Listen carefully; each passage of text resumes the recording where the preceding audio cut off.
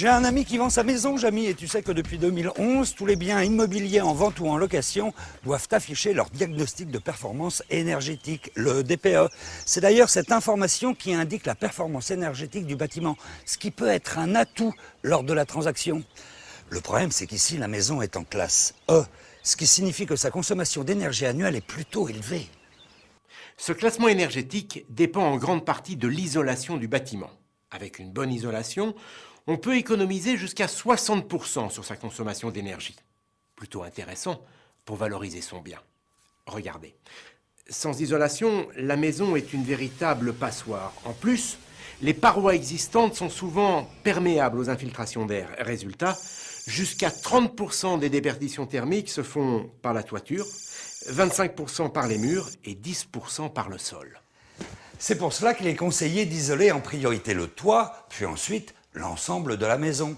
À ce sujet, il vaut mieux isoler progressivement toutes les parois plutôt que de surisoler une seule paroi, car la chaleur finira quand même par s'échapper par les endroits non isolés. Ah oui, et puis une dernière chose, il est conseillé d'utiliser un isolant étanche à l'air, tout simplement pour corriger les défauts d'infiltration. Parmi les isolants résistants à l'air, on distingue 4 grandes catégories.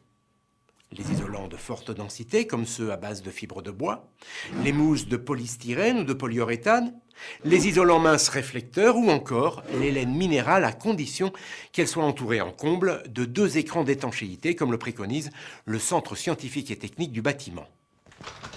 Bien sûr, tout le monde sait que l'isolation d'une maison permet de diminuer considérablement les déperditions thermiques. Mais concrètement, Jamy, tu pourrais m'expliquer comment agit l'isolant ?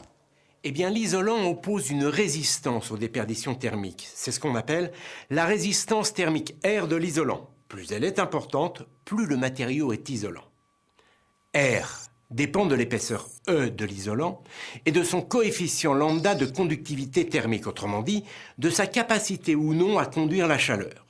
Si on compare 2 isolants de même épaisseur, eh bien c'est celui qui a le plus petit coefficient lambda qui a la résistance thermique R la plus grande. Et si on compare 2 isolants de même coefficient lambda, eh bien c'est celui qui est le plus épais qui a la résistance thermique la plus grande.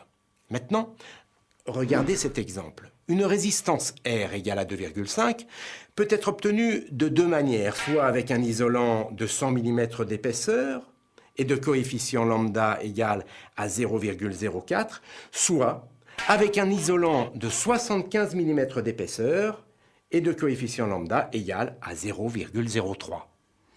Ici, le DPE fait état d'une consommation énergétique annuelle de 301 kWh d'énergie primaire par mètre carré. Ça me paraît beaucoup, ça. La facture risque d'être salée. Effectivement, c'est élevé. Ce type de consommation correspond à une maison mal isolée.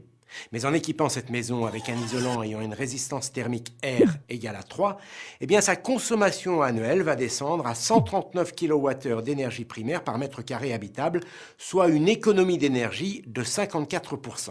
D'accord, Jamy, mais dans ce cas, autant choisir un isolant avec une valeur de résistance thermique encore plus élevée. Par exemple, avec un R égal à 6. Eh bien, ce n'est pas si simple. En effet, avec un isolant ayant une résistance thermique égale à 6, la consommation énergétique annuelle est de 133 kWh d'énergie primaire par mètre carré habitable. Donc, l'économie d'énergie passe seulement de 54 à 56%. Ah d'accord, du coup un isolant avec un R égal à 6 ne permet pas de faire 2 fois plus d'économie qu'un isolant avec un R égal à 3. Ah oui, mais comment tu expliques ça ? En fait, contrairement à ce que l'on pense, les économies d'énergie ne sont pas proportionnelles à l'augmentation de la résistance thermique.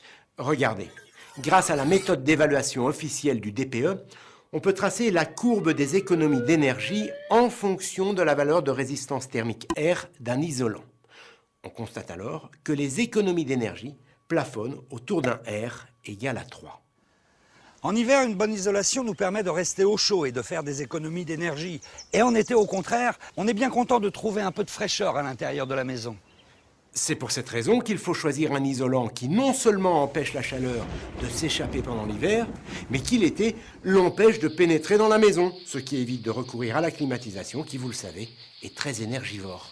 Et ce n'est pas tout, Jamy. Il est évidemment indispensable de bien respecter les consignes de pose données par les fabricants. En effet, une pose de qualité nécessite une isolation continue qui permet de réduire à la fois les infiltrations d'air et les ponts thermiques.